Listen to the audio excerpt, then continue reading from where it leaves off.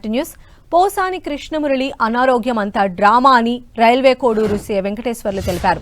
పోసానికి ఎలాంటి ఆరోగ్య సమస్యలు లేవని, ఆయనకు కడప రిమ్స్ లో అన్ని వైద్య పరీక్షలు చేయించామని సీఐ తెలిపారు. పోసానికి ఆరోగ్య సమస్యలు లేవని వైద్యులు కూడా ధృవీకరించారని చెప్పారు. మరోవైపు రిమ్స్ నుంచి బయటకు వెళ్లే సమయంలో పోసాని తనకు కడుపు నొప్పిగా ఉందని పోలీసులకు చెప్పారు. దీంతో ఆయన్ను అల్ట్రాసౌండ్ స్కానింగ్ సెంటర్ కు తరలించి పరీక్షలు చేయిస్తున్నారు.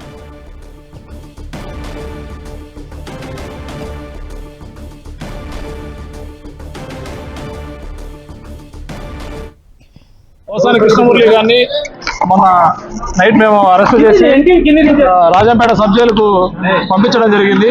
ఆ సబ్ జైలు ఈ రోజు మార్నింగ్ అతను కొంత ఏదో అస్వస్థగా ఉంది, కొంచెం కడుపులో అట్లా పెయిన్ గా ఉంది అని చెప్తే దానికి సంబంధించి అతన్ని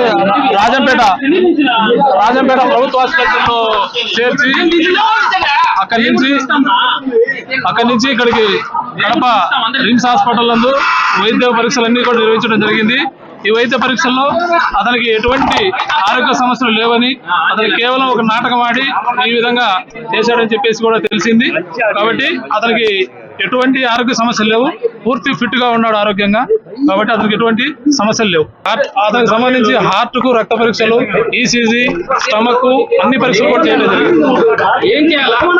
అన్ని వైద్య పరీక్షలు జరిగించారు, ఎటువంటి సమస్యలు లేవు. అతను ఒక నాటకం ఆడి ఈ విధంగా ఆరోగ్యం బాగలేదని చెప్పేసి చెప్పడం జరిగింది.